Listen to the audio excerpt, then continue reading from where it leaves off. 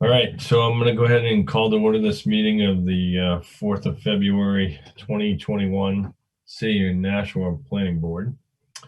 Could we get a roll call, please? Sure, and just please let me know if there's anybody in the room with you. Mayor Donches? Mike Peterson? Yes, present, home alone. Scott Leclerc? I'm here and by myself. Adam Varley? Here and alone. Maggie Harper? Present and alone. Alderman David Tenza? Alderwoman Jen Schmidt? Dan Hudson? Present and alone. Ed Weber? Present and alone. Bob Bollinger? And Larry Hirsch? Present and alone. All right, so we have a quorum. I'm sorry, Linda, I'm sorry. I was having some connection issues. Bob Bollinger is present and alone. Okay, thank you, Bob. Thank you, Linda. I'm sorry for that delay. No worries. I'm having difficulty with my camera for some reason. Just so you know, I'm trying to work on that right now. That's okay. We can hear you fine. Yeah. So. Okay, so I'm going to go ahead and read the introductory statement of procedures. So again, my name is Scott Leclerc. I'm the chair of the City and National Planning Board. And again, this is the 4th of February, 2021 Planning Board meeting. As chair of the board, I find that due to the state of emergency declared by Governor Sununu as a result of the COVID-19 pandemic and in accordance with the governor's emergency order number 12 pursuant to executive order 2020-04, this public body is authorized to meet electronically. Please note there's no physical location to observe and listen contemporaneously to this meeting, which was authorized to meet electronically pursuant to the governor's emergency order. However, in accordance with the emergency order, I'm confirming that we are one, providing public access to the meeting by telephone with additional possibilities by video or other electronic means. Specifically, we are video conferencing utilizing Zoom. The public access to the meeting is provided via Zoom, and a link to the meeting is contained in the meeting agenda available on the city's website. The meeting can also be streamed through the city's website at www.nashua.nh.gov/318/CTV on Nashua's community link. The public may also view this meeting on Comcast channel 16. Second, I am providing public notice of necessary information for accessing the meeting. Third, if anyone has a problem accessing the meeting, please call 603-589-3115 and they will help you connect. Fourth, in the event the public is unable to access the meeting via the methods mentioned, meeting adjourned. I'm in control of the meeting to the extent practical and advisable. The board will follow the procedures identified in its bylaws. The applicant will present their case, followed by questions by the board. We'll then allow for a rebuttal period as best as possible for persons wishing to speak in favor or have questions of the plan before the board deliberates and determines an outcome. Applicants, their representatives, and individuals required to appear before the board are appearing remotely and they are not required to be physically present. Applicants, their representatives, and other individuals required to appear before the board may have contacted the planning department to arrange an alternative means of real-time participation if unable to use Zoom. Please note that all votes taken tonight during this meeting will be by a roll call vote and that planning board meetings will continue to be held electronically until it's been deemed safe to conduct more typical meetings at City Hall. The board, the planning department, and the city thank everybody for their understanding and patience at this time. Okay, so moving on with the agenda, we have a few sets of minutes in our packet. So first up, we have the meeting of the minutes from the January 7th, 2021 planning board meeting, the regular meeting. Has anybody had a chance to take a look at those and want to make a motion as to whether they're acceptable as written or need amendments? Weber. Go ahead, Mr. Weber. I'm no longer secretary.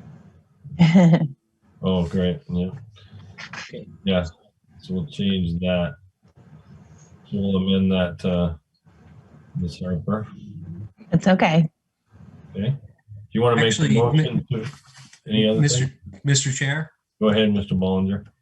I guess without getting into the weeds on the technicalities, was Mr. Weber still secretary for the regular meeting on January 7th? Because I don't think we did the annual meeting until after that meeting concluded. Yeah, technically you're correct. Yep. So Oh, Mr. Bollinger. I'm sorry, Maggie. It's okay. that's helpful. So no changes. No change. Sorry, Ed. Want to make a motion to, or Mr. Hudson? Yeah, I had one change on page 19. Okay. Paragraph says Mr. Hudson. I would just strike the second sentence.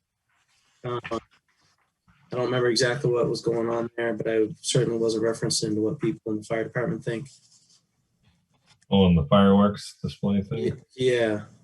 Where it says this is, I would strike this where it says this is a concern of many in the fire department. Just strike that sentence. This is on page 19, you said? Yeah, page 19, third paragraph. Second sentence. Oh, okay. Second sentence. Yep. Thank you. Okay. All right. So you want to make a motion to approve with the amendment with that? I would make that motion. Yes. Okay, so we have that motion by Mr. Hudson to approve with the amendment he just described. Any second on it? Second. Second by Ms. Harper. Any further discussion?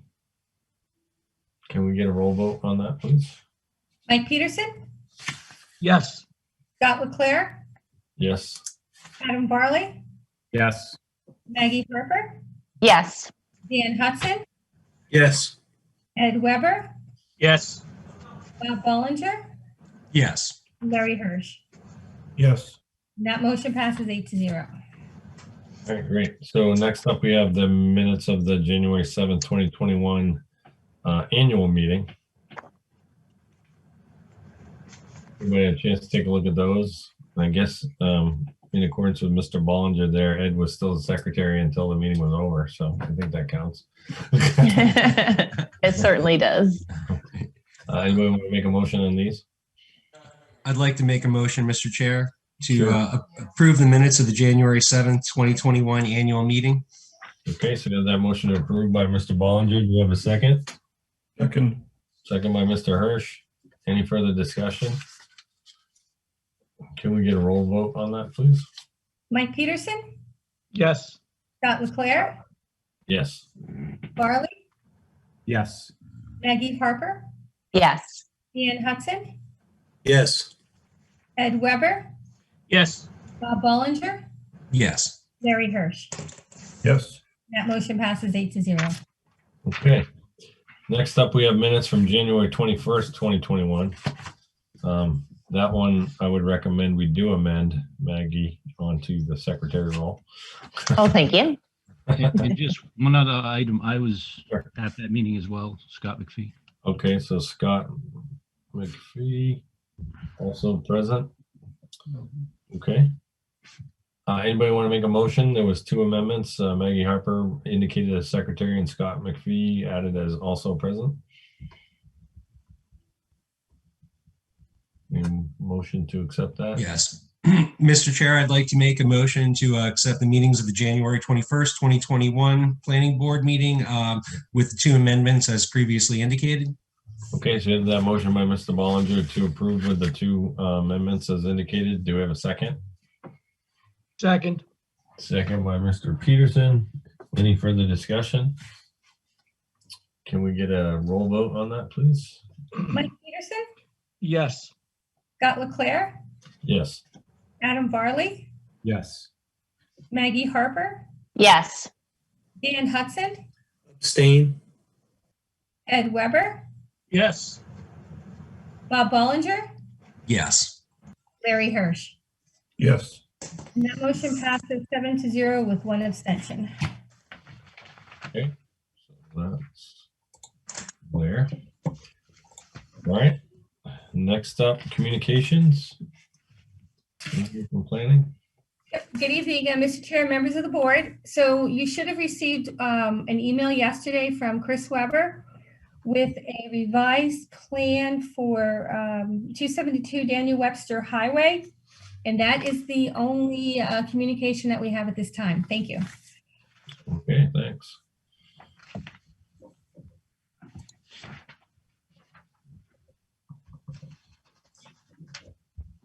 All right, report of chairman, committee, and liaison. Yes. Go ahead, Ed. Okay. We had 2 applications for the Historical District Commission. The one was to fix their back porch at 11-13 Abbott Street.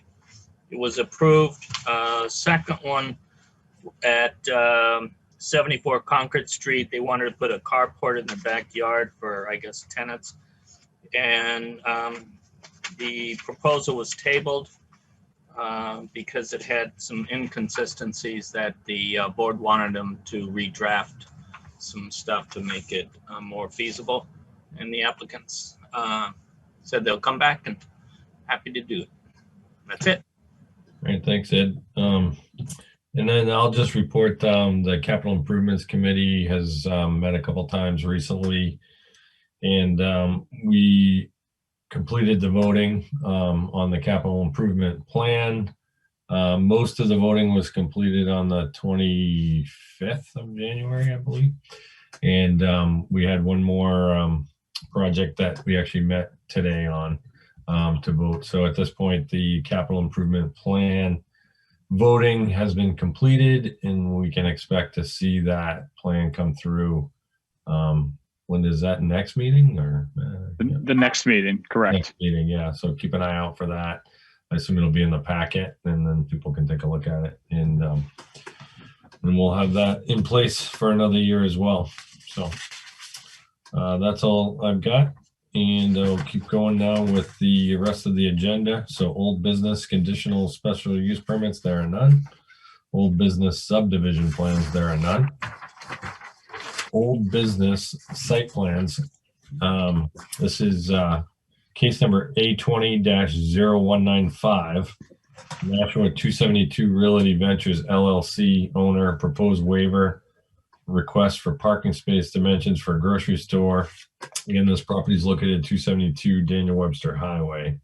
So this plan was heard, and I believe, correct me if I'm wrong, we tabled this to have the group provide some more information and more communication with the city on the traffic components. So I think at this point, we'd have to make a motion to take it off the table first. Anybody want to make that motion? Mr. Chair, I'll make that motion to take it off the table. Okay, so we have a motion by Mr. Barley to take this item A20-0195 off the table. Do we have a second? Second. Second by Mr. Peterson. Any further discussion on it? Okay, let's get a roll vote on that, please. Mike Peterson, Yes. Scott Leclaire, Yes. Adam Barley, Yes. Maggie Harper, Yes. Ian Hudson, Yes. Ed Weber, Yes. Bob Ballinger, Yes. Larry Hirsch. Yes. And that motion passes 8-0. Okay, thanks. I believe we were in, I think we closed the hearing, right? So we need to open the hearing. Is that right, Adam? Do you remember that? I think we did, right? Yeah. Sorry. I think we closed the hearing, so we probably need a motion to open the hearing again. Yeah, no, I think that's right. Okay. So I'll go ahead and make that motion to reopen the public hearing. Okay. So we have the motion to open the hearing again to hear from the applicant. Do we have a second for that? Second. Second by Mr. Peterson. Any further discussion on that? Let's get a roll vote on that, please. Mike Peterson, Yes. Scott Leclaire, Yes. Adam Barley, Yes. Maggie Harper, Yes. Ian Hudson, Yes. Ed Weber, Yes. Bob Ballinger, Yes. Larry Hirsch. Yes. And that motion passes 8-0. Okay, so we have the hearing open. So we have here someone here from the applicant, and I think we're definitely interested in hearing about your discussions with the city on the traffic, and I'm sure we'll hear from the city as well. So, you have the floor. All right. Good evening, Mr. Chair, members of the board. For the record, my name is Tom Burns. I'm a senior project manager with TF Moran. Here again, representing the applicant, Nashua 272 Realty Ventures LLC, regarding this application for this use change for the existing unit at the 272 Daniel Webster Highway location. This was, as discussed at the last board meeting, this is a proposal to renovate and convert the former Toys R Us retail space to a grocer. At the last meeting, we had discussion regarding proposed traffic generation from the site. And as you mentioned, the application was tabled at that time for us to work with city staff to review the traffic analysis that had been previously submitted. I can report that on January 11th, we, staff at TF Moran, we had a meeting with Matt Sullivan, Wayne Husband, and Dan Hudson to discuss the traffic calculations that we submitted, as well as some of the existing traffic issues that are on the Daniel Webster Highway corridor. One of the things that we touched on was the age of the city's traffic camera network on the corridor and the goal to try to improve traffic efficiency, particularly in the area of the Silver Drive intersection. We had some discussions back and forth based on the trip generation that we had calculated. One of the discussions we had was on the use of internal capture of trips that go to the plaza. As the board may remember, internal capture is when you're looking at a multi-tenant plaza like this. There's a certain allowance that is made when it's assumed that people traveling to and from the plaza may be going to multiple retailers. So it's when you're looking at those counts, you're looking at all the tenants as a whole and not necessarily just as one. And so you apply a factor to it, which we had done in our traffic analysis. So one of the discussions is how do we look at that relative to the existing plaza? Does the existing plaza have those internal captures in them as well? But one of the things we ultimately discussed was, what were the recommendations of city staff? What were things that in terms of traffic mitigation improvements could be made that the city felt was appropriate in this area? And so one of the things that was discussed was the idea of putting a grid smart camera at the Silver Drive intersection. That was a recommendation that was presented to us. We spoke to the applicant, and the applicant was agreeable to that because it recognizes that not only is it going to improve efficiency on the corridor, but it also improves efficiency relative to coming in and out of that plaza, which is obviously a benefit for the plaza and its tenants. So that being said, and Matt may want to speak on it as well, but the discussion we had was that the applicant would be willing to make a contribution to provide for the purchase and installation of a grid smart camera to be placed at that intersection. This amounts to a fee it's a contribution amount of $22,180, which, as we discussed at the last meeting, the PM trip increase when we had internal captures figured in was about 2,000. When you take out even the internal captures, you were at around 20,000. So even still, this is going to go above and beyond what the contribution amount would be factored by new trips, either way you look at it. So we feel this is a good means of mitigating any traffic concerns on this area to allow the project to move forward. Okay, thanks. And I think there was one other change we got late, right, which was just the location of the car corrals and the parking area. Yeah, and I'm not sure if you'd like me to share my screen. I can put that up on there. Or I can just kind of outline it. What we did was we spoke to the applicant. We got dimensions for the cart corral, and what we've done is indicated a minimum of one cart corral for each of the drive aisles. So it ends up resulting in replacing 6 parking spaces total within the parking area with cart corrals. Okay, and that was reviewed with city as well? That was submitted to the city. Yeah. Okay. So that would be the plan that you've received, yeah. Yeah, okay. All right, thanks. Matt or Dan, did either one of you want to add anything to the discussion before we ask questions from the board? Yeah, sure. I would like to, Mr. Chair, if possible. One, we are in support of the cart corral plan that was presented by the applicant. We had a chance to review internally, and we are comfortable with the proposal. The second is that we want to obviously thank the applicant for their partnership in identifying a contribution to the corridor that is not just really a dollars and cents improvement, but also will make hopefully a demonstrable impact in the traffic situation in this area. Mr. Burns referenced the aging infrastructure that exists here.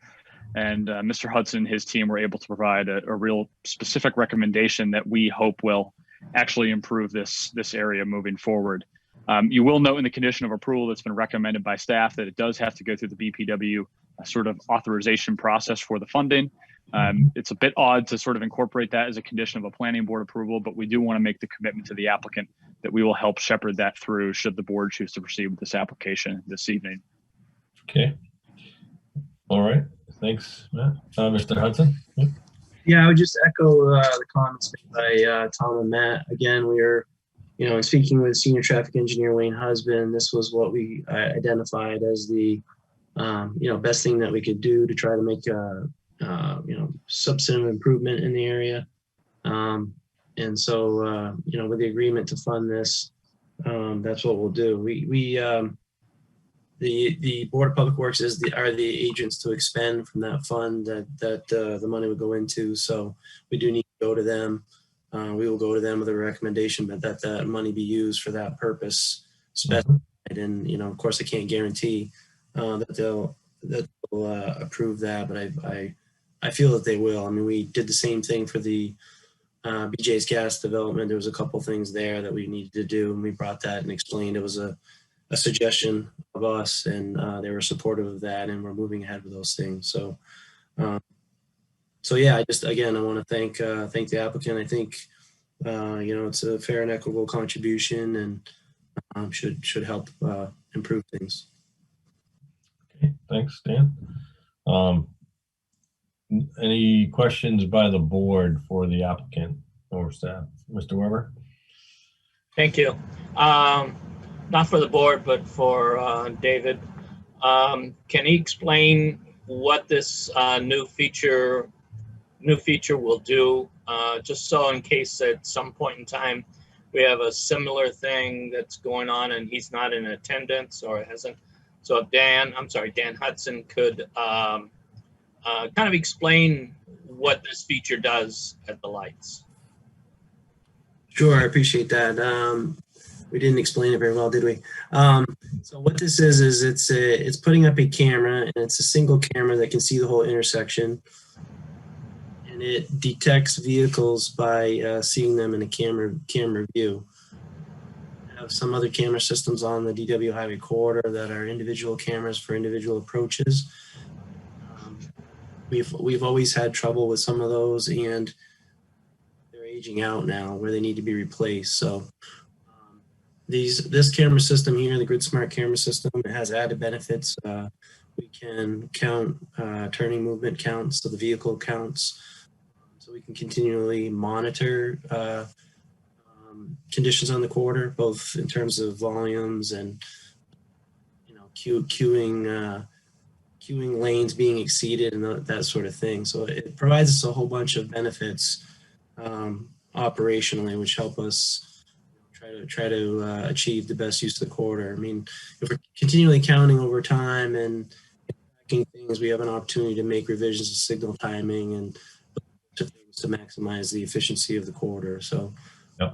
And they're less susceptible. When we do construction projects, some systems are the detection loops in the ground. Those get cut up by trenching activity, or sometimes they fail. It's just more susceptible to issues. So this system gets up out of the roadway, out of the way, and we find it to be a good system, and we've had good luck with it and improve things. Thank you. Other questions by the board for the applicant? Mr. Yes. Peterson? My question is for the board. In our previous meeting with this applicant, didn't we leave it that they were going to give us a traffic impact report? Am I recalling that correctly? I'll let Matt speak maybe. I think there was a traffic impact report. We had just There had. was a Correct. Correct. But the TAR had not been reviewed in detail by engineering and senior traffic engineer Wayne Husband, and that did take place after the meeting as part of that coordination with the applicant. Thank you. Other questions by the Mr. Hudson? Yeah. Yeah, I just wanted to echo that. I mean, as Mr. Burns explained, we've kind of done a worst case assumption here in that not taking credit for any of the internal capture. So that gives us a lot more confidence in that you know, we're doing something, we're making an improvement here that kind of matches what the impact would be. We did discuss, you know, whether we wanted to collect more data and that sort of thing. And I don't think we would have ended up at a different place with more data or more study. You know, we identified a real improvement that could be made, and the applicant has agreed to help us make that. And so I think that's why we forego any additional study. Okay, thanks, Dan. Other questions by the board for the applicant? Mr. Chair. Go ahead, Mr. Bollinger. Thank you, Mr. Chair. I'm actually just seeking clarification. I'm looking at Mr. Burns' email dated January 14th, 2021 to city staff, where he indicates the dollar amount, the $22,180, to cover the cost to purchase and install a new grid smart camera at the Danforth Road intersection. But in staff recommendation number 3, they indicate Silver Drive. Was that just a typo, or is it one or the other, or both? No, I believe that was a typo. Dan, you may be able to correct me on that. I believe it's Silver Drive that we were talking about, right? Yes, that is correct. Yeah, we'll talk later about a similar situation for a different case. Mm-hmm. It was just a mix-up in which was specific to what. But yeah, this is for Silver Drive as indicated in the staff report. Okay, thank you. Mr. Chair, another question. Sure.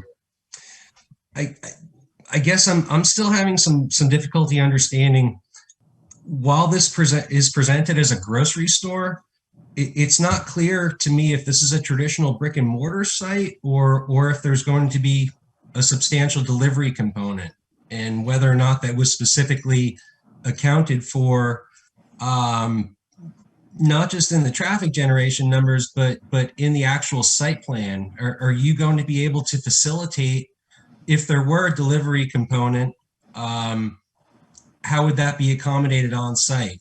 Are there going to be large vehicles coming in and out, or are these done with passenger vehicles? And I'll toss that to Mr. Burns if I could.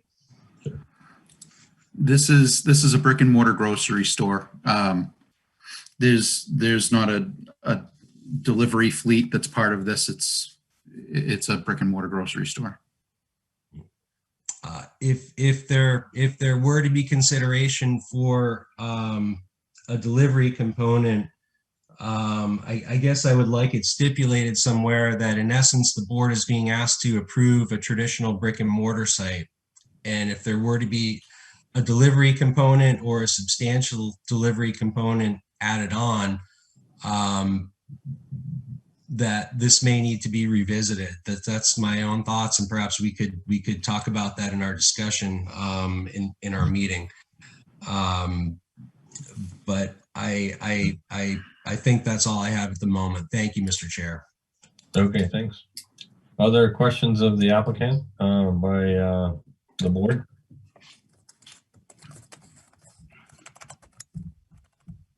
I just have one question myself. The item number 6 in the staff report, I guess that's the carriage corrals. That could be stricken now, right? Because that has come in. Yes, Scott, that can be stricken. Okay. Any other questions by the board before I check with the public here? Okay, hearing none. At this point, I will open the floor to anybody in the general public who's listening in or watching, has a question for the applicant. Go ahead and unmute and state your name and address for the record, and then ask your question.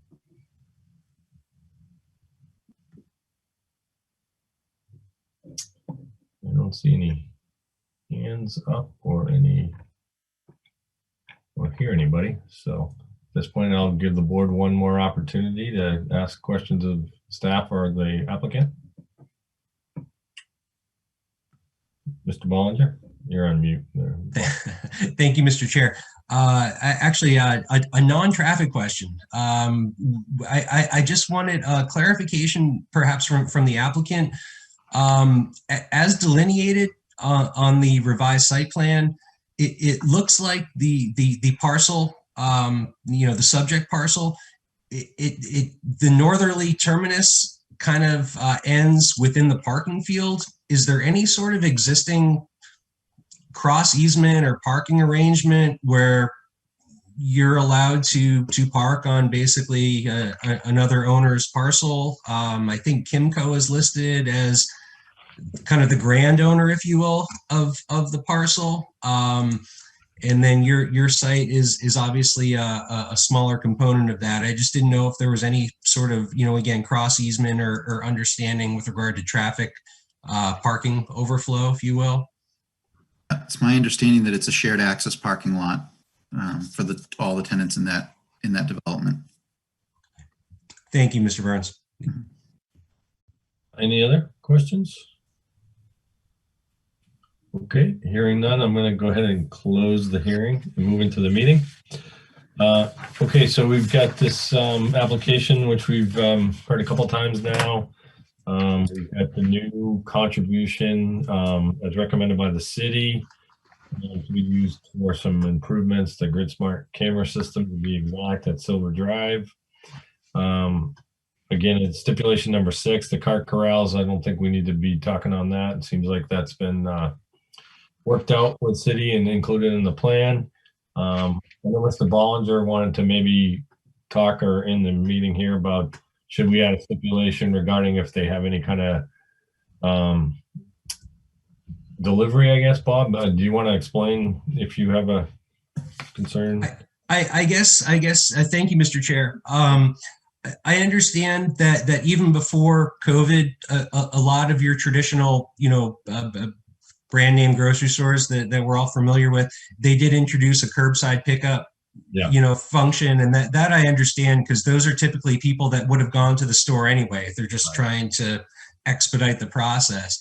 But I would potentially have some concerns if there was a large delivery component to the business. I guess, and again, I'm not trying to get into brand specificity, but just thinking like a pizza shop, Domino's whole business model is based on delivery. So it's not just employees and people going to pick up. It's obviously constituted on the fact there's a lot of in and out traffic for their drivers. And my concern would be that for a site of this size, if they were to introduce a substantial delivery component, that may sort of they may not be conforming with the national ITE rates that they projected. Those rates are for traffic generation. Those rates are my presumption is based on sort of your traditional brick and mortar model. So again, I'm putting that out for discussion, but I think at some point it may need to be clarified, whether or not, your true brick and mortar versus the substantial delivery component. Yeah, I mean, I think we can make those stipulations. Those would be similar to opening hours or anything like that we've done in the past, frankly. So operational stipulations, that aren't indicated on the plan typically aren't allowed, but we can add stipulations. I mean, and Matt, correct me if I'm wrong, that operational stipulations, within the sort of approval of the plan. So I would just, caution, I think, because, we want to make reasonable conditions. And let's say hypothetically that 5 delivery trucks show up at this location. I don't think that's what the board is necessarily trying to prohibit through a condition that might be added to this. Can someone hear someone else talking? Am I the only one that can hear that? I think okay. it's So I would just exercise caution because I think there are certain sort of administrative pieces that we would handle normally, Mr. Bollinger, as far as allowing some level of delivery service. I know one thing that we've done internally is allow sort of more curbside oriented trip volume and existing businesses in the community. So if there's a certain level of delivery that the board is concerned about, I think we should talk about that. But I would be concerned about a prohibition against all sort of delivery oriented activities because I think it may be a natural product. And I'd be concerned that we're putting the city in a difficult enforcement position if we put that kind of condition on the plan. So it may be something that the applicant needs to comment more on, despite the quasi commitment that was sort of made. I think I'd want to confirm that what they're looking for lines up with any kind of prohibition or condition we put on the plan. Yeah, I think Mr. Bollinger, and I guess I have maybe the same thing. I would be specific to like, owner fleet vehicle type delivery systems. Okay. Not like a DoorDash or something, but like a owner fleet, vehicle. Because generally we need some sort of site, requirement for that parking or whatever for the vehicles and stuff. Yeah, if I can, Mr. Chair, I think that I'll have to open it up to the meeting for you to comment. I mean, we might do that. Just hang on, Tom. But let me get some comments from the board first, and then if we want more, I'll open the hearing for you. Okay. Mr. Bollinger, yeah. Mr. Chair, I think you encapsulated my thought better than I did, to be honest with you. I think if there's several hundred large gray vehicles with blue lettering on the side per day, that I think that constitutes a substantial change. And if the applicant would like to speak to that directly, I would be in favor of opening the hearing. So I think what my thought process was not subjecting them to a condition of no delivery, but again, I think there's a substantial difference from large fleet vehicles entering and exiting the site in an already congested intersection versus your occasional DoorDash or something similar to that. And again, I know brands are bad. No one wants to talk about brands, but if there was some grandiose plan to make this site more successful and the branding does come into play, I mean, we do reach a point where we can't ignore that. Yeah. So, but thank you for your comments and for stating a little bit more clearly what I was trying to express. I appreciate that. Mr. Varley? Yeah, this is just sort of a follow-up question for Matt, because, we see this come up in other contexts a lot where, there's a question about, well, what if there's this or that change to the plan?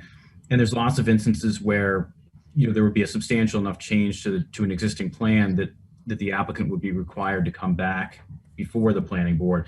And so I'm just wondering, is there sufficient sort of specificity within the ordinances where we could say, yeah, this is a circumstance where that would be triggered, or as Scott and Bob are suggesting, would we need to be a little bit more specific here? I think it's a challenging answer to that. I mean, we look at the sort of foundation level at what the use of the property is, and the use of this property is in fact a grocery store. If we have vehicles that are accessing the site and the use that are no different in size, albeit we're talking sort of three-dimensional, car versus truck versus van sort of thing, but albeit they fit within a typical city parking space, I think the answer is there's a tipping point, but I'm not sure I know where exactly it is, Mr. Varley. One of the possible limitations that the board might consider is a specific size delivery fleet, but that would be something that I think you would have to talk to the applicant about. But the introduction of a delivery concept alone to a grocery store use that, say, exists somewhere else in the community, in my opinion, would not require returning to the planning board if those vehicles are going to use existing parking spaces that are on the site upon which they exist. Okay. Does that answer your question, Mr. Varley? It does. Yeah. No, thank you. I appreciate that. Mr. Peterson? The way the question is formed in my mind is, will this store be offering an online grocery delivery service? And if so, to what degree, and how much of their groceries do they anticipate delivering? And then that falls into Mr. Sullivan's discussion about, well, will it just be normal sized vehicles using regular parking spaces? But we'd like to know the degree of the online grocery delivery service, if that is in fact being offered to the public. So I suppose perhaps Mr. Burns could answer that question. Yeah, I just want to make sure we get all of our, if we're going to reopen, I just want to reopen for one time if we can. So, so is there anyone else have any other questions or just Mr. Hirsch? Oh, you're on mute, Larry. Sorry. Okay. Curbside pickup, it's becoming a big component in a lot of operations right now. Is there adequate drive space for curbside pickup as well as two-way traffic, given the configuration of the parking spaces right now, the parking lot as it sets up? Because I assume there'll be a major curbside pickup operation here. Is that? We can ask that. I think in the last meeting we talked about any curbside would have to be in the parking spaces because I think there's a fire lane across the front. So That was my concern. Yeah. Yeah, I think that's already on the plan. But yeah. Thank you. Yeah. Is that right, Matt? Is that what you're understanding? That's exactly what I was going to say. My understanding is that any curbside that is offered here would be accomplished within the parking spaces closest to the facility, with the exception of the ADA spaces that are existing there. There wouldn't be any modification to the circulation based on that curbside model, from my understanding. Okay. All right. Okay. Does anybody want to open the hearing to talk specifically about the delivery model with the applicant? It seemed like he was willing to talk about that. So. Mr. Chair. Yep. Yes, Mr. Chair, I'd make a motion to reopen the public hearing. Okay, so we have a motion to open by Mr. Bollinger. Do we have a second? Second. Second by Mr. Peterson. Can we get a roll vote on that, please? Or excuse me, discussion first. Any discussion? No? Okay, let's get a roll vote then. Mike Peterson, Yes. Scott Leclaire, Yes. Adam Varley, Yes. Maggie Harper, See here. You're on mute, Maggie. Maggie, yes? Still No. muted. Yeah, she's nodding yes. Yeah. Oh, Yeah. there. Yes. Thank you. Dan Hudson, Yes. Ed Weber, Yes. Bob Bollinger, Yes. Larry Hirsch. Yes. That motion passes 8-0. Okay, so we have the hearing. Okay, Tom, did you want to say something about that delivery stuff? Yeah. Yeah, just because what this has is, this is, you know, as I said, this is a brick and mortar grocery store. It's got an online ordering component that allows for curbside pickup. I believe this is the type of thing where they would coordinate with groups like DoorDash and Instacart for pickups. But as Matt said, they'd be using the parking spaces for vehicle parking for it. You're not talking about, you know, a fleet of vehicles that are going to be on this site that are driving in and out of the site every day, constantly bringing groceries to and from. I think they, if anything, it would probably be something that's, you know, they're contracting with a group that's doing that, kind of consistent with what you see a lot of grocery stores do. And as you mentioned, you know, especially now with the pandemic, a lot of people are doing that. They're ordering curbside for their grocery service or deliveries to their home, so they're not having to go into the store itself. But this is not a site where you're going to have a parking lot that's being taken up by a fleet of vehicles. And as Matt mentioned, you know, this is not something where they're going to be parking in the fire lane. They would have to be using the parking spaces, available parking spaces beyond the ADA spots to park the vehicles for loading groceries for whichever I don't want to say subcontractor, but whichever driving service, you know, comes in to pick up somebody's groceries for them. Relative to traffic, you know, when you look at that, you know, and again, I think if we're looking past the idea of a fleet of vans driving in and out of here, if you're just looking at just, you know, again, something like a DoorDash or an Instacart, a component like that doing is in effect, you know, that would be cutting down on your actual vehicle trips from your customers coming in and out, because now you have a van and, you know, maybe a vehicle that's coming in, they're picking up multiple grocery orders or something and going out. You know, I don't know. I don't work with them to, you know, with those types of services, but I would imagine that they can pick up multiple multiple deliveries at one time go out. So, they may be actually reducing some of the trips potentially in and out of the site. Not having modeled that before in a traffic analysis, I'm not sure, but it kind of stands to reason that if they can pick up more than one customer's things, they're cutting out some of those customer trips to the site. But, so I guess the gist of what I'm trying to say is that, and hopefully I'm answering the board's questions on this, is that, again, kind of what, as Matt was saying, that they would be, these would be delivery vehicles kind of consistent with what other grocery stores use now, where they've got these vehicles that come in, they park in the existing spots, pick up somebody's groceries, and then they go. This is not an independent fleet that's going to be parked in here. Yeah. Okay. That makes sense to me. So some sort of stipulation that indicates, any delivery or pickup services would be required to use parking spaces as indicated in the plans. Something like that along that way. Yeah, and we're fine with that. That's not an issue. It makes perfect sense. Other questions of the applicant while we have the Mr. Weber? Yes, I just want to enter and put something in. Not too long ago, another grocery store, very large chain, wanted to put in a different type of delivery system. And so they actually had to come, they had it all, their store was already up and done and running. They wanted to make a change and they had to come before us before they could do this and change their site so that it would conform to what they needed. And that was a site change and they came back before the board. So I would believe that if they ever did decide in the future, any store that wanted to have a delivery service and wanted to have it closer to that, they would have to come because of a site plan. They would come before the board. Yeah, anything that's like a drive-through or whatever would have to come. So right, and we certainly haven't. We're not proposing that on this site. Okay. Other questions by the board or Ms. Harper? I can't remember if we asked this at the last meeting, but do you have a number of trips that the delivery vehicles would be taking based on another location? No, I don't. And I would imagine it would be different for, location depending upon the demand of it.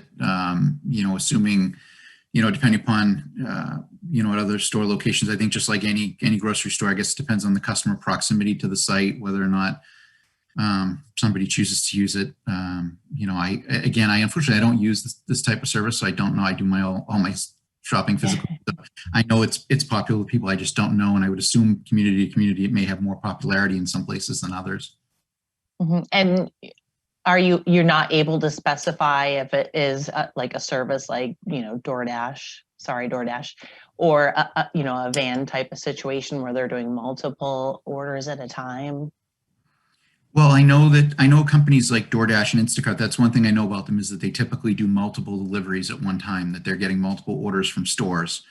Again, I don't use it. I have a relative that uses it. She gets her groceries every week from it. And I know that that's one of those things that they come with a vehicle they stop at her house on the way to other homes. So I know that they do multiple deliveries at one time. I think that's kind of part of their efficiency model, that they can load up their van with, or their vehicle with however many trips they can make, and then they go. So that was kind of my point of that. When they're making multiple deliveries like that, they're cutting down on customer vehicle trips to the site if they're making multiple deliveries out to customers that otherwise would be coming to the site. Okay, thank you. Mm-hmm. Mr. Hudson? I don't know if it's a question, but at some point, I think the fear is at some point it goes from being a grocery store to a grocery distribution warehouse. Mm-hmm. And I don't think that's what we're trying to prove here. I do recognize that if you have a van, maybe you're making multiple deliveries, but maybe also the area that you're serving gets bigger because you're the only one like that around. So yeah, maybe a van is servicing a number of people or families, but maybe there's more vans, more trips because it's a bigger distribution than would have been people coming to the site. So I think you recognize the concern. I don't know the best way to stipulate some trigger, but I think that in this case, that may be appropriate. The owner, offering the delivery service, maybe that's the distinction. I don't know, but I don't think I don't think we are approving a grocery distribution warehouse here, and that's what I want to be sure of.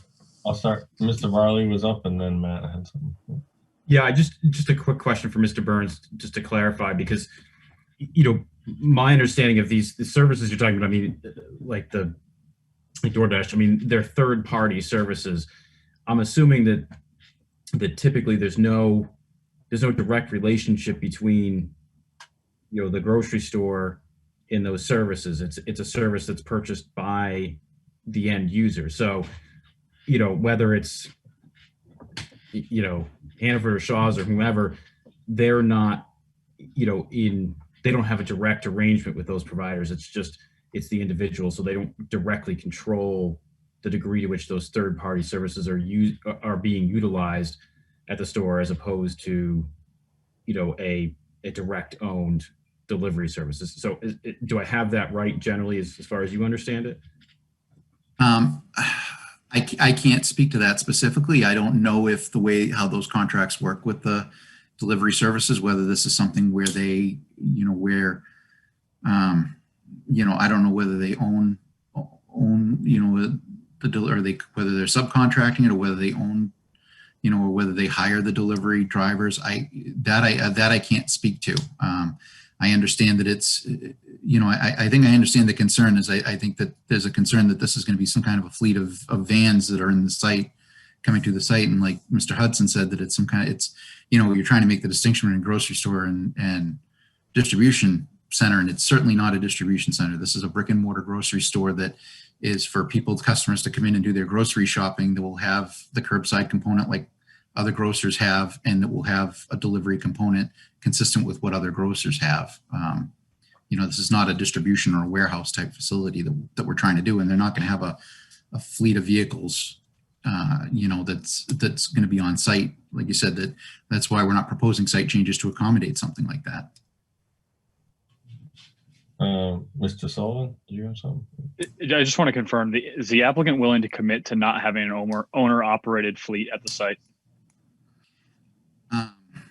I can't, not knowing whether they're subcontracting delivery or not. It's my understanding but again, we're not proposing a delivery fleet. We're not proposing parking for that. We didn't alter the parking to accommodate that. So, as it's been instructed to me, this is a brick and mortar grocery store that they do online ordering for curbside and for delivery. And again, that's why, again, I guess my point is that it's not, they're not anticipating to be parking a fleet of vehicles here. We did not account for that in the parking. Okay. Other questions? I just don't want to go down the slippery slope that suddenly we're saying that this is not a user that is permitted to have a delivery component to it because of concerns of a vehicle. Yeah, I think it's a question of how we're going to word this, I guess. Yeah, I think we're pretty clear that we're looking for something that is, not an owner-operator fleet type system, and that any delivery component be utilizing existing parking spaces, something along that component. But I'll let the board talk if there are any other questions there before we close the hearing. Mr. Bollinger? Mr. Chair, that may have helped clarify the language, actually. Rather than restricting the type of vehicle or trying to brand the type of vehicle or the type of vehicle, if there's any modification required to existing parking or fire lanes to adequately accommodate delivery vehicles, that will require further site plan review. I'm not sure that wasn't phrased very well, but I think that might eliminate branding and type of vehicle. I would imagine, particularly if the fire lane is impacted, or even if there's a diminution in parking spaces, things of that sort, that may in fact be enough of a trigger.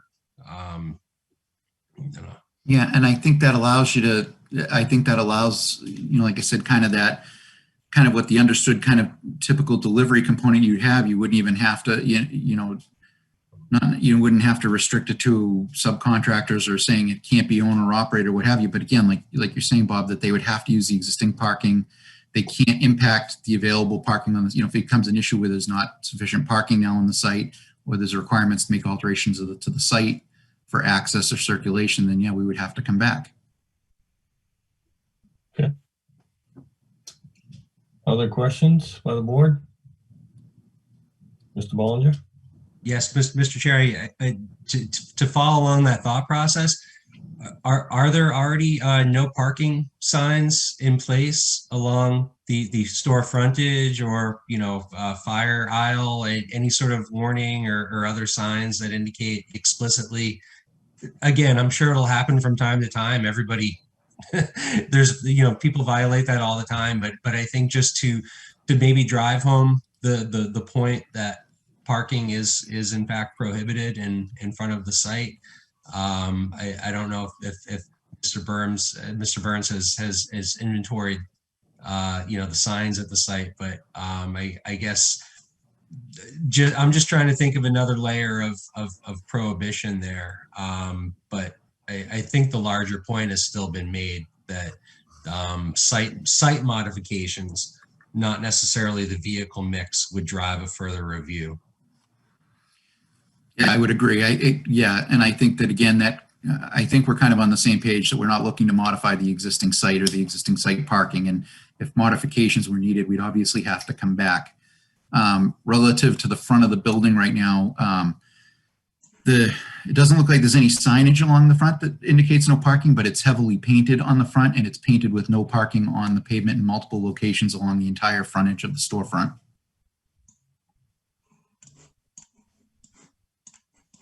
Okay. Anything else, Mr. Bollinger? No, thank you, Mr. Chair. Okay. Anybody else from the board have any further questions in this hearing? Okay, I'm going to go ahead and close the hearing. Thanks, Mr. Burns. We'll move back into the meeting. So, yeah, so it seems like maybe there's some level of stipulation. I kind of like the idea Mr. Bollinger had that, sort of limits any modification of the site to be able to use for delivery purposes. That kind of sets it up, and then any on-site delivery has to utilize existing parking spaces and what have you. So, any other thoughts? Ms. Harper, do you have something? Or? Oh, well, just that, this brick and mortar store is about, I think it's 44,000 square feet, which is a little small, to be honest, for some of the larger chains. So, I would assume that they are expecting to provide a lot of delivery service, and which honestly, I take advantage of that all the time. I love it. But when I'm thinking about the traffic, I'm thinking about cars coming in and out quickly, not, a customer coming in and shopping for an hour or whatever and then leaving, but cars coming in and out on a regular basis. And I guess that part of it just kind of concerns me.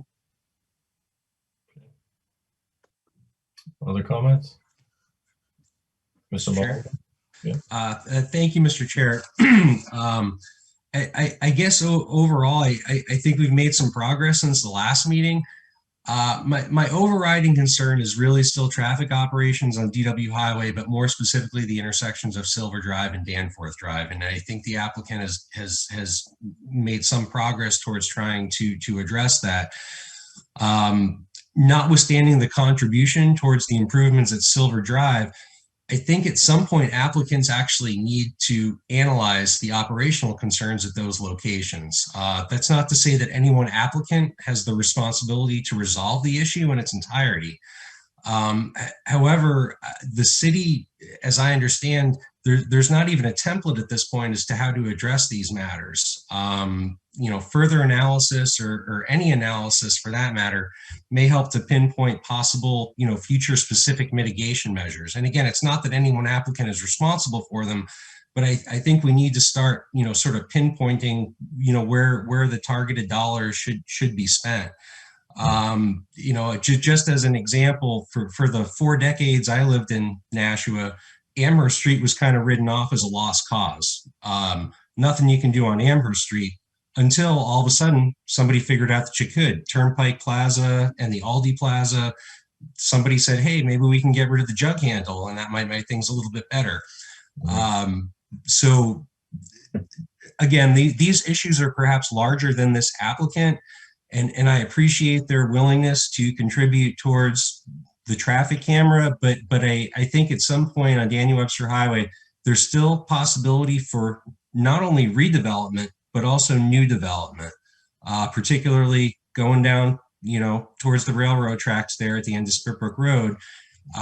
So I would just generally caution to keep throwing a few $1,000s here and there to fix a larger problem isn't necessarily going to fix the problem. And I'll leave it at that. Thank you, Mr. Chair.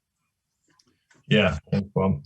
I mean, I would echo, Mr. Barley can probably remember, I've been on the board here about a decade, and every time we have any kind of development on DW Highway, we pretty much have this discussion. My struggle is, it's been talked about for a lot of years, but the southbound exit 36 is kind of like been talked about for years and years and years. So, Mr. Bollinger, I think there are bigger picture kind of improvements, but they're big numbers and they're big improvements. And until there's anything of a significant size, that resembles a Pheasant Lane Mall or anything, again, I don't know how any one tenant can take like an interstate exit. It's millions and millions of dollars. Not tens of thousands. And thank you, Mr. Chair. I do appreciate that. And again, I'm not necessarily trying to pin decades of development on a single applicant here, right. But it's my understanding. There are planned improvements, again, to try to bring something analogous to the table. There are planned corridor-wide improvements for Amherst Street. There was actually a corridor study on Amherst Street. Those problems were identified, and even though it may take a decade or more to finally implement them, there's actually a plan there. And I don't know that the same is true of Daniel Webster Highway. And again, notwithstanding the particular contribution from this applicant, if there was some sort of, overall guiding document that said, here are the real linchpin intersections that need to be dealt with, or maybe there's more substantive geometric improvements or right-of-way that needs to be obtained, I think it would be in the city's interest to start identifying those. And therefore, if we're asking for contributions, in lieu of physical improvements, we at least know where those dollars can most appropriately be allocated. So thank you, Mr. Chair. I think it's a good idea. I would recommend you get involved with the city's master plan, which is going on right now too, because this area is definitely involved in that. So there is a good place for people to get involved with that at the moment. So. Mr. Hudson? Yeah, I just want to share some things with the board. So this quarter, as we know, is problematic. There's a lot of issues to be resolved. We're not to the point yet that we, are ready to consider geometry changes. We're trying to get the system working back the way it should be working right now. Replacing this equipment as proposed, it helps us. We have failing equipment. We recently purchased 20 network switches because we have had interconnectivity issues, even being able to connect to the intersections and have everything work in a coordinated fashion like it's supposed to. So there is work being done. This camera is not the end all be all, but it will continuously collect traffic data, which is going to help us in future studies. We added the module as part of the development to the north, so we could do that there. So we are taking steps in a methodical fashion here to try to correct issues, operational issues that we currently have, and set us up that we'll be in a position to take on a more extensive study like that in the future should the opportunity arise. Great, thanks. Mr. Peterson? Earlier, Ms. Harper was talking about the delivery services, and I'm thinking one delivery vehicle could handle multiple end customers, and that would be that many fewer vehicles coming to that plaza. So actually, the delivery service would help out with the traffic problem that is being anticipated. Okay, thanks. Anybody else?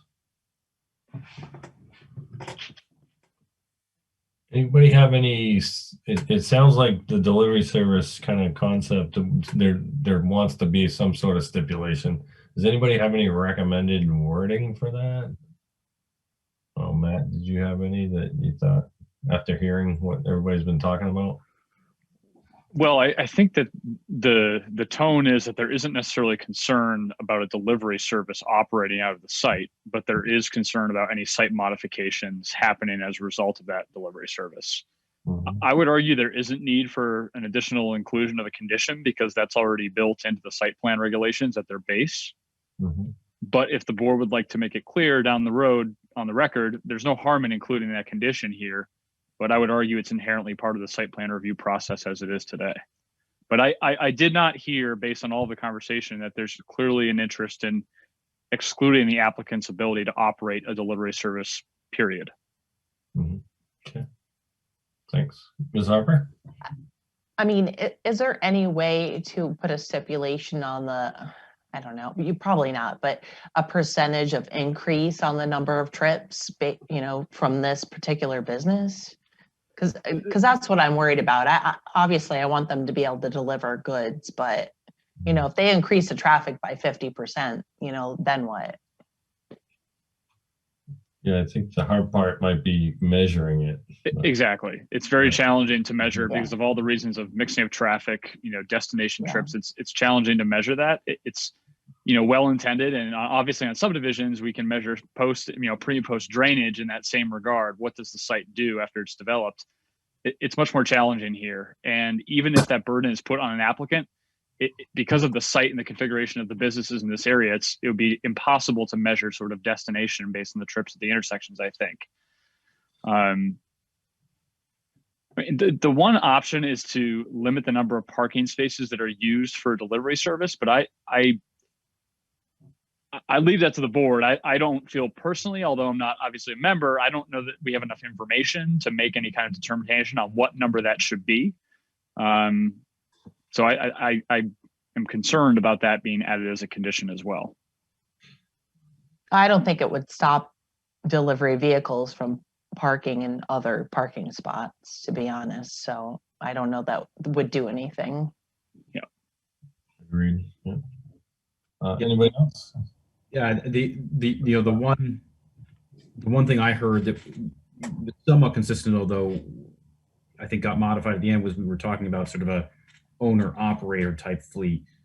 I know Mr. Burns indicated that he wasn't sure what the relationship would be between the store and like third party services, but even if there is some direct relationship, it wouldn't be, I don't think it wouldn't be an owner operator. It would be some sort of contractual relationship. So I mean, that was the one thought I had in terms of how we might be a little bit clearer if there was something in particular we wanted to limit. But I didn't feel like we had a sort of definitive answer from the applicant that was sort of, that they would say, yeah, that was clearly not an issue in terms of how they would intend to operate. True. I would agree, I'm sorry, Mr. Chair. Go ahead, Mr. Sullivan. Yeah. I'll be very brief. I agree. I mean, and certainly if the applicant purchased or the operator purchased 2 vans for deliveries, that certainly I don't think would be an issue necessarily to the site. So there is sort of a threshold, and I just don't know what that is. Ms. Harper? I mean, I was just going to kind of reiterate what Mr. Varley said, is that, there's this unknown that we can't picture exactly what this delivery service looks like because we don't have that information. So it makes it more difficult to understand what's going to happen. Yeah, I think that, sort of this idea of the delivery model being third party and stuff, it's notably not part of the land use planning and things that we have developed, because it's a relatively new concept, right? And it's natural to struggle with it, but I'm not even sure it's limited to this applicant. And I'm wondering whether this is a better topic for, additional land use discussions that come out of the master plan and other things like that in the future. Because otherwise, whatever we do with this one applicant, we got to remember, we'd set a precedent for every other one that has that kind of service. So we have to look at that each time. So I'm a little gun shy about setting a precedent around that type of service, because we just don't, like you said, Ms. Harper, we don't have good information on it, and we really don't have very viable land use ordinances that address that. So to be able to limit things, even though we don't have an ordinance or some land use guidance, is a little tough. Yeah. So Matt, did you have something else there? No, I was just gonna, we have 10 different types of businesses in our land use code as far as uses go for developing film for cameras, but we only have one type of grocery store in there, right? So it's a sign of the times, and certainly I would agree with the chairman, Mr. Chairman, that this is one use that doesn't, hasn't been contemplated by the existing land use code, and it is really an opportunity to get into that in the next 2 years, to potentially have a threshold in there for uses, grocery store uses or other retail uses with significant delivery components that may trigger a different parking requirement. They may trigger a different traffic, treatment. But unfortunately, I don't think that regulatory authority exists today in the code as is. So,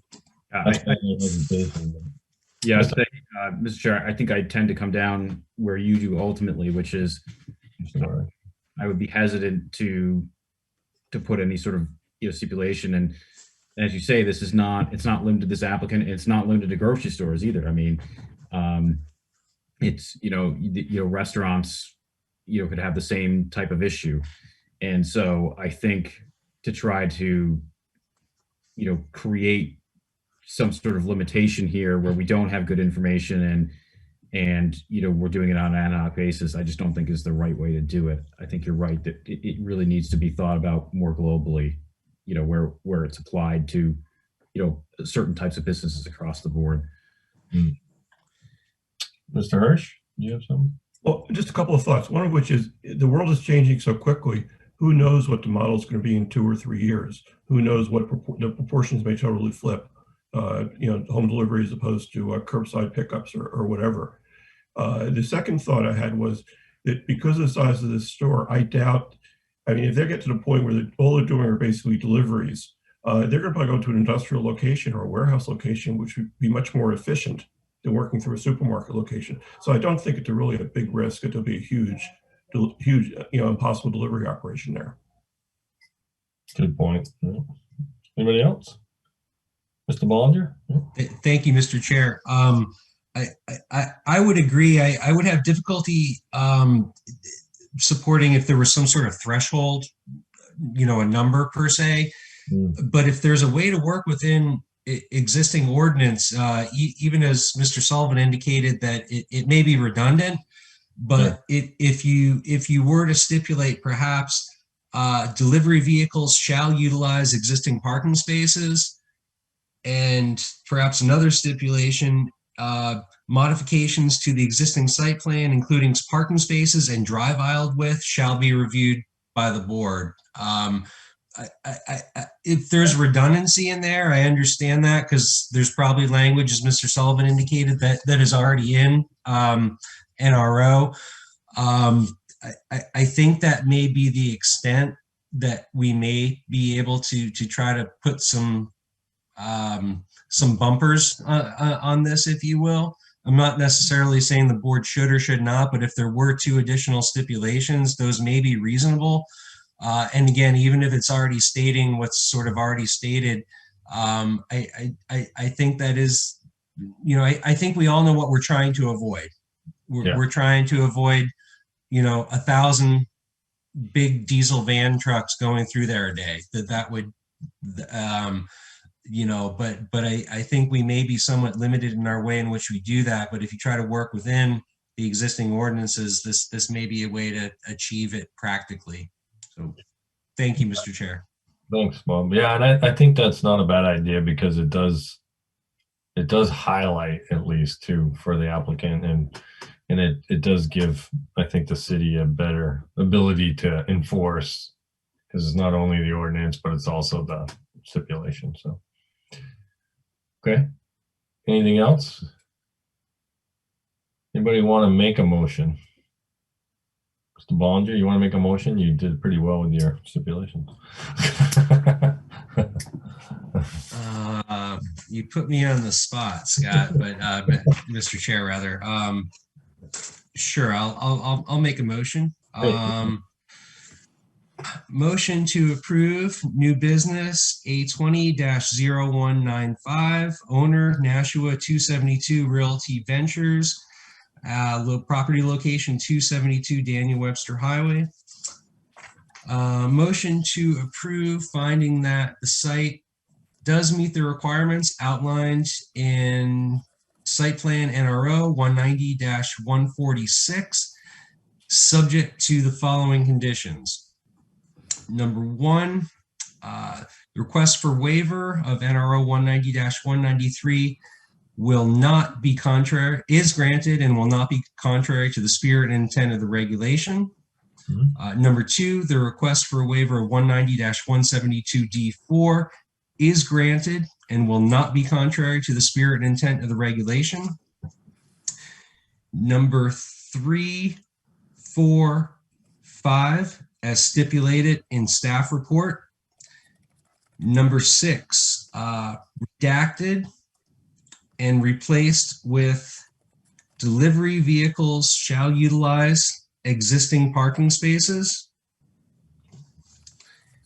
Additional stipulation number 7, modifications to existing site plan, including parking spaces and drive aisle width, shall be approved by the board. Okay. You have that motion by Mr. Bollinger with those, I believe, 7 stipulations, right? As stated, do we have a second on that? Second. Second by Mr. Varley. Any further discussion? Okay, and Mr. Hudson, yeah. Yeah, I just wanted to make sure that condition 3 stipulated, it says prior to issuance of building permit. I think we had said before we wanted that prior to signing the plan. Okay. I don't recall if that's what we said or not. I think that's what we've been doing with others, right? Yeah, and Mr. Bollinger, would you want to amend for that? Yes, Mr. Chair. Thank you. I would like to amend staff stipulation number 3 in lieu of prior to issuance of the building permit. It should read prior to the signing of the plan at 272 Daniel Webster Highway, and the rest of the condition as indicated in the staff report. Okay, great. Mr. Varley, would you still second that way? I will still second that motion, yes. Okay. Any further discussion? Okay, let's get a roll vote. Mike Peterson, Yes. Scott Leclaire, Yes. Adam Varley, Yes. Maggie Harper, Yes. Dan Hudson, Yes. Ed Weber, Yes. Bob Ballinger, Yes. Larry Hirsch, Yes. and that motion passes 8-0. Okay, thank you very much. All right, next up on the agenda, new business conditional special use permits. There are none. New business subdivision plans. This is case number A20-0194. John J. Flatley, owner, is an application and acceptance of proposed 3-lot subdivision. This property is located at 200 Innovative Way.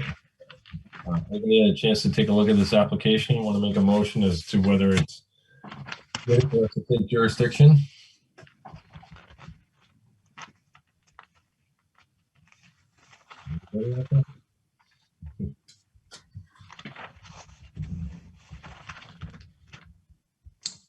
Mr. Ballinger? Mr. Chair, I'd like to make a motion to accept. All right, so we have a motion to accept jurisdiction by Mr. Ballinger. Do we have a second? Second. Second by Ms. Harper. Any further discussion? Can we get a roll vote on that, please? Mike Peterson, Yes. Scott Leclair, Yes? Adam Barley, Yes. Maggie Harper, Yes. Ian Hudson, Yes. Ed Weber, Yes. Bob Ballinger, Yes. Larry Hirsch. Yes. That motion passes 8-0. Okay, great.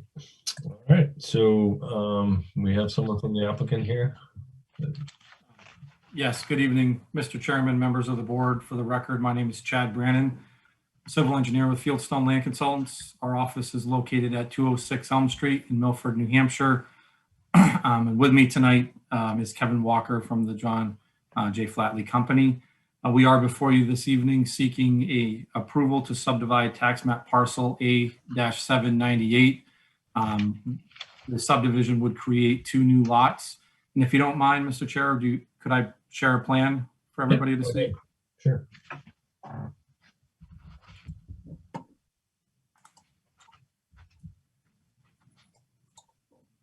Can everybody see that? We can. Okay, perfect. So the subject property is home to Gateway Hills Development, which is formerly known as the Nashua Technology Park.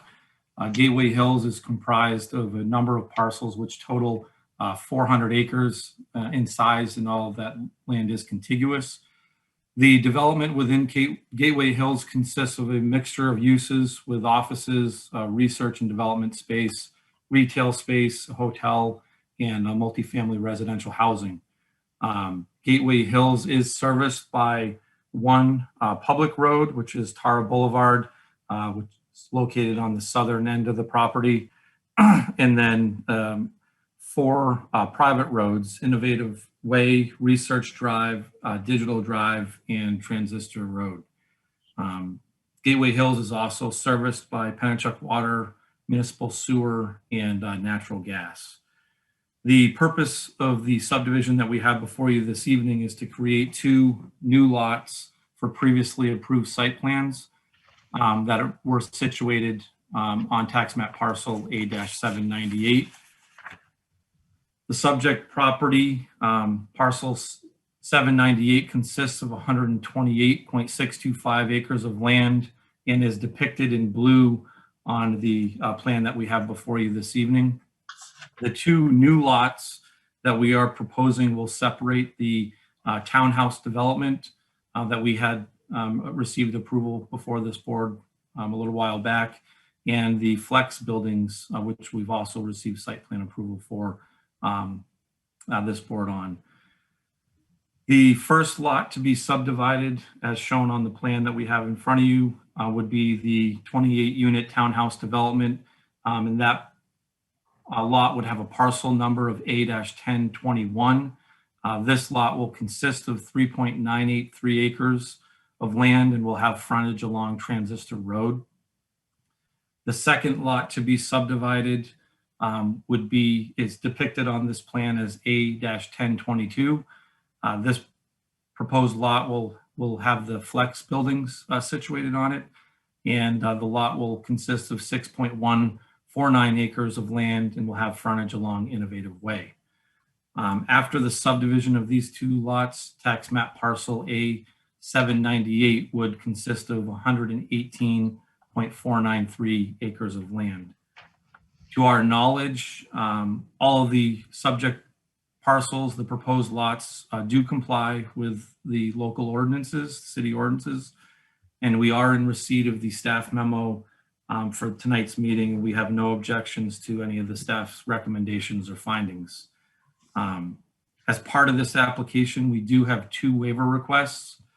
We are requesting a waiver from section 190, 282A regarding drafting standards and plans not being smaller than 50 feet to 1 inch, as the overall site plan is at a 200 scale, just in order to show the entire property due to its size. And then our second waiver request is from section 190, 282B9, which requires that physical features on site and within 1,000 feet of the site be depicted on the plan. And as you can see in the plan set that we submitted, we did provide all of the physical features within locus to the project. And as the board knows, there's been a number of developments that we've worked on within this complex. So we have provided those details in other applications, but in this plan set, we are requesting that waiver. So if the board would like, I'd be happy to go into our waiver request a little more formally, or at this time, I'd certainly be happy to try to answer any questions that you may have. Okay, yeah, I think we probably can go to the questions. Those waivers are pretty standard for this type of thing, unless anybody from the board has, if they want to, they can ask for it, I think. So. Okay. Okay, any questions of the applicant from the board here?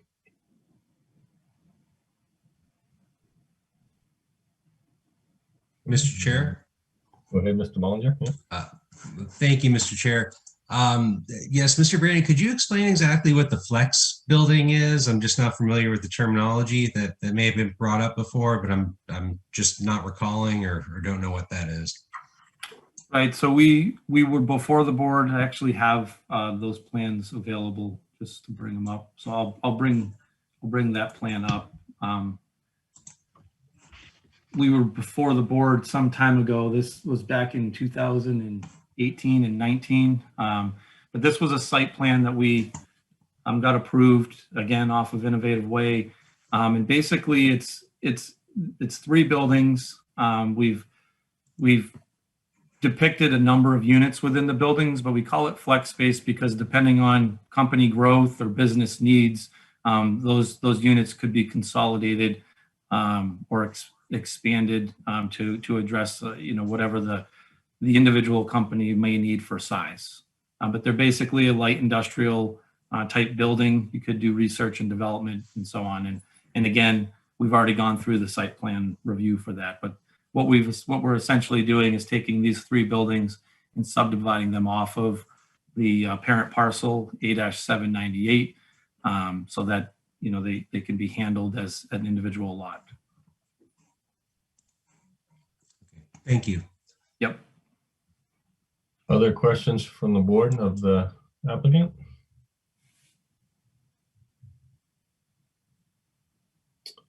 Okay, I have a question. Go ahead, Ms. Harper. Yeah. My question is, I know at one point you were working with New Hampshire DOT to perhaps make improvements to Spitbrook and the exit. Have you progressed in that at all? There has, my understanding is there is ongoing discussions related to traffic in, this property, especially with, the master planning of the remainder of the land. But I don't have an update for you on where that stands this evening. I'm sorry. It's okay. Thank you. Yep. Other questions by the board? Okay, at this point, Mr. Weber, go ahead. Yeah. I believe that Dan had had that in mind as far as a cutoff point. What Mrs. Harper was talking about, that there is a cutoff point where the amount of traffic that was being produced by these unit, or not just these units, but to Split Brook Road, there was going to be a cutoff point, and that's something that Dan should kind of address, I think. Yeah, I mean, I can weigh in a little bit. I mean, reminder, these sites have come before us and the sites have been approved. And correct me if I'm not wrong, Chad, these sites are all have come before the board and we've already gone through them. This is just segregating them onto lots. Is this? That's correct. The uses are already approved. Both of these sites are under construction currently. And we're just before you tonight simply to draw lines and break these projects out onto their own lots. That's it. So there's no traffic generation or impacts to traffic related to the application that we have before you this evening. Does that answer your question, Ed? Or? Oh yeah, thank you. No, I understand what he's saying, but I'm just saying, I know ahead of time, Dan and the planning administrative they know about that there's going to be a time, point in time where there's going to need to be improvements, not just road work, but sewer and all of those, water, sewer, and all of those utilities are going to need to be fixed or addressed. Yeah. Other questions by the board? Okay, at this point, I'll open it up to anybody in the public listening that has a question or comment. Go ahead and unmute, state your name and address for record.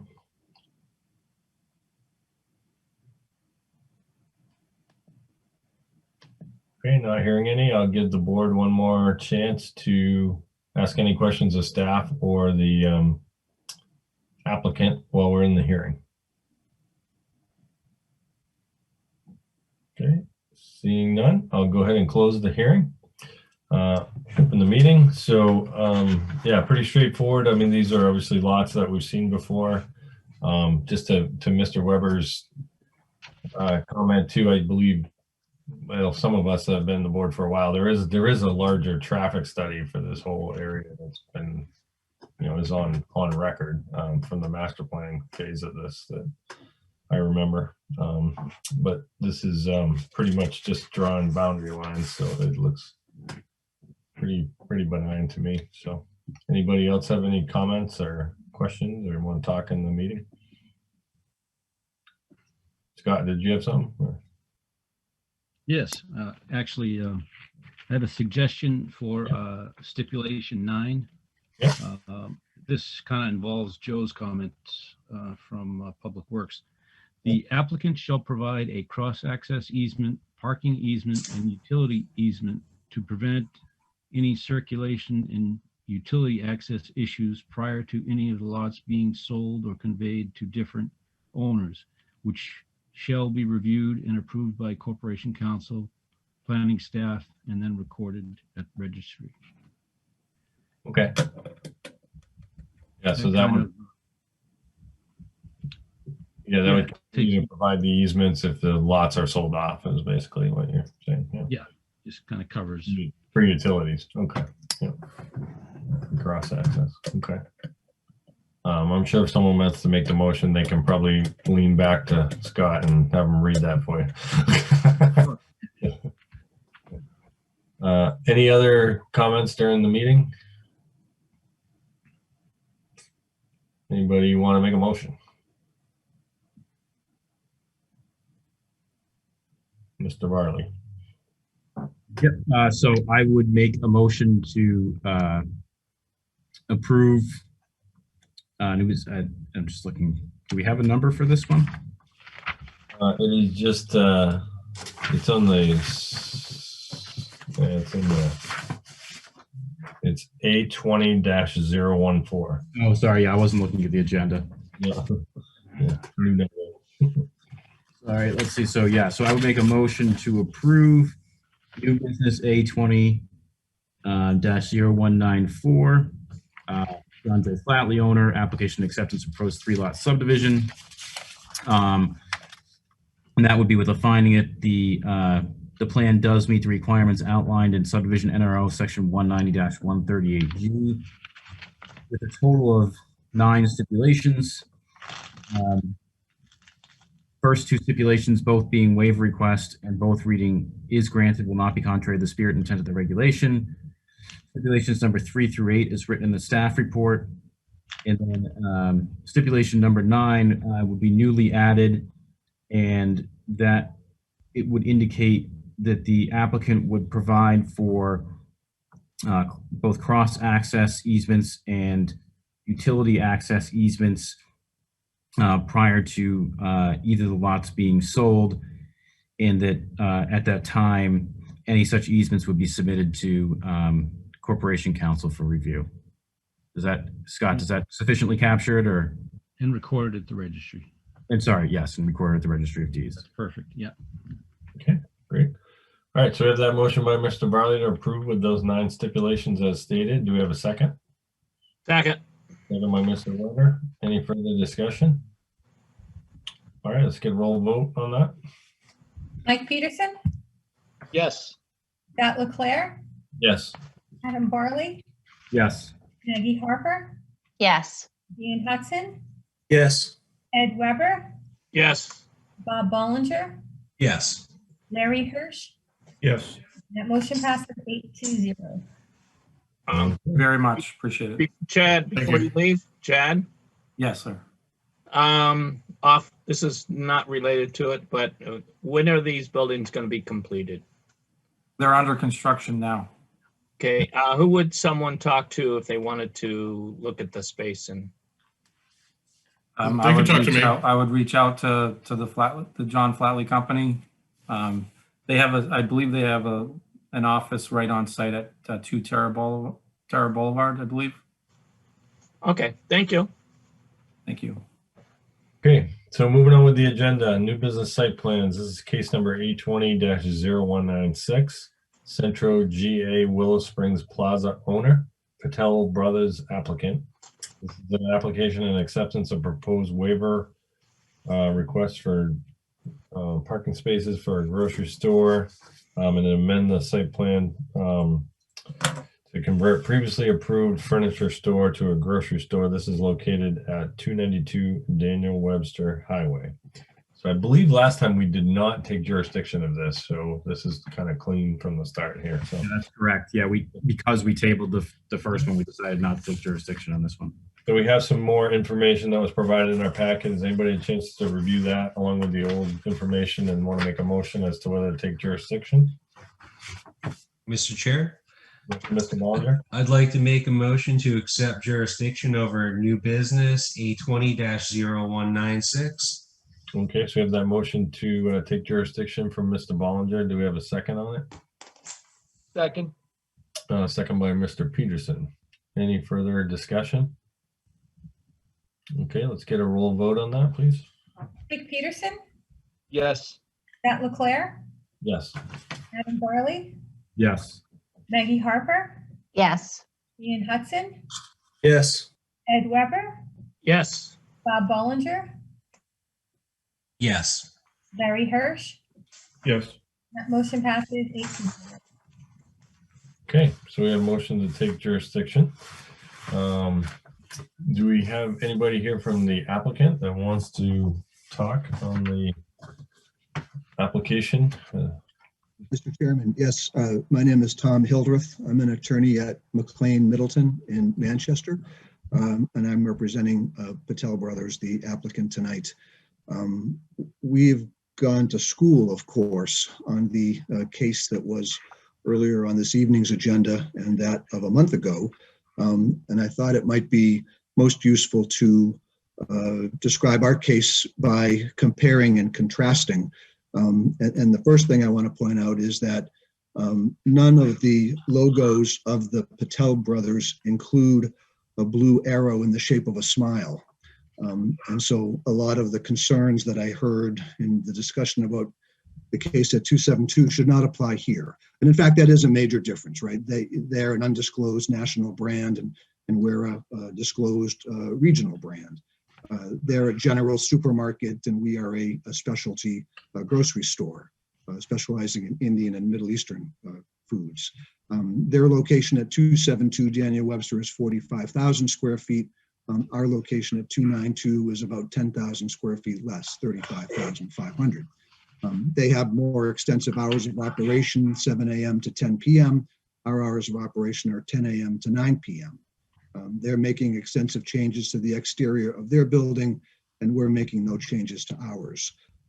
After the meeting last week, we did submit our traffic impact report. We also submitted some actual traffic data from a couple of operating Patel Brothers stores in Massachusetts. We believe, as was stated in the earlier case, and we discussed with staff, we had several conversations and exchanges of information and good discussion, mainly with Matt Sullivan and Scott McPhee since the 7th. And we've agreed to make a contribution for a similar traffic improvement. I think this one's at the Danforth Daniel Webster intersection in the amount of $18,980. And we think it's more than would be appropriate based merely on the traffic that we're going to add. But as a relative to the other applicant up the street, we have no objection to kind of matching, at that level. And I heard the discussion about the previous case, and Patel Brothers does not own a fleet of delivery vehicles.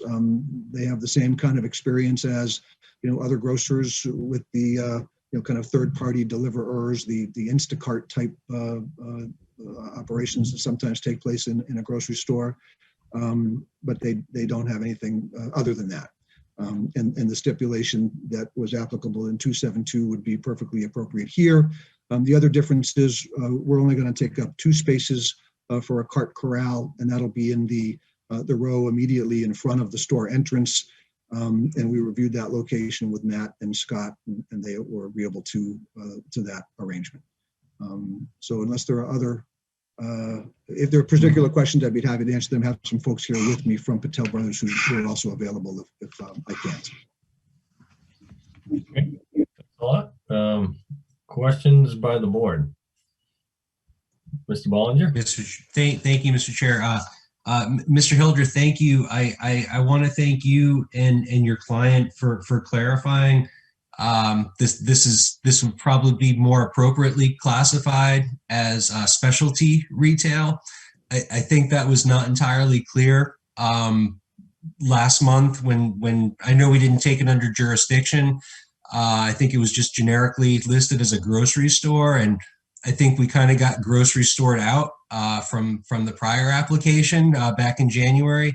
But I appreciate your clarification on the matter, and I appreciate your traffic input on the matter, and also the fact you're willing to make a voluntary contribution towards the overall DW highway improvements.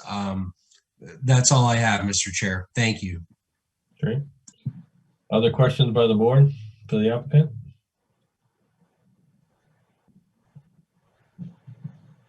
Mr. Barley. Yeah, I thought maybe I had asked this on the prior case, and there was not really clarity on this, but I was wondering, particularly since we have some representatives from the applicant here, maybe they can add some clarification on this point. Again, the references to like Instacart and services like that, is my understanding correct that those are not, that there's not necessarily a relationship between the store and those third-party service providers, that they simply have a relationship with the end consumer in terms of a request to make the pickup? I'm just curious as to, how that typically works. Deep, do you want to handle that? Sure. So my name's Deep Patel, 30 Mayfield Avenue, Edison, New Jersey. We don't actually have any relationships at the moment with Instacart, DoorDash, Uber Eats, any sort of delivery service. We don't anticipate doing that unless the pandemic kind of forces our hand, but no location that we have currently has a partnership with delivery services. Right. So to the extent that they are utilized, it's by the consumer who elects to utilize that service. Right, but they can't actually fulfill orders without us being onboarded, and we're not onboarded, so we're not even available on those apps. Oh, okay, got it. Thank you. Other questions for the applicant? Okay. All right. Anybody in the audience? I'm not sure if there is anybody, but anybody in the audience wishing to speak in opposition or concern, I have a question of the plan. You can go ahead and unmute and ask your question. I feel like I'm recognizing all the names, so I don't think there is anybody. All right. At this point, then, I would give the board one last opportunity to talk to the applicant or staff during the meeting. Mr. Hudson? Yeah, I just wanted to thank the applicant for their willingness to help us out with DW Highway and contribute to the corridor fund. As similar to the other location, we will take this to the Board of Public Works for approval of a camera, similarly as described in the other case, and hopefully they'll approve that and we'll be able to make this improvement. We do know that we have protection issues at this location, which people that frequent the area may know. You get stuck at a light, even maybe if nobody's there, while you're waiting for the signal to cycle. So this hopefully will address some known issues we have at that location, and we appreciate the applicant's willingness to step up and help us with this. Great, thanks, Mr. Bollinger. Thank you, Mr. Chair. I actually had a quick question for Mr. Hudson. Just in terms of language, condition number 2 says prior to the issuance of the building permit. I guess trying to make this somewhat analogous to the other application we heard earlier. Would you favor the language being changed to prior to the signing of the plan? If the board were to make a favorable recommendation on this application? Yes, thanks for pointing that out, Mr. Bollinger. Yeah, I think it should be prior to the chair signing the plan, maybe. But yes, I'd agree that stipulation should be amended accordingly. Thank you, Mr. Hudson. Thank you, Mr. Chair. Okay, and then Scott, maybe you can correct me. The cart corrals shown added to the plan. This one, they're not on the plan yet, right? They've just been in the documentation, so we'll probably leave it in there. Well, they actually showed, if you look in one of the attachments there, I did see in the attachment, yeah. Proposed cart corral location. Yeah. They kind of give you a rough idea. So do we think that's adequate as is, and we don't need that stipulation number 5? Yeah, we can probably get rid of that stipulation as well. Okay. Thanks. Okay. Any other questions? Go ahead and close the hearing then, move into the meeting. Yeah, I don't have any more questions. I feel like we've really worked this out.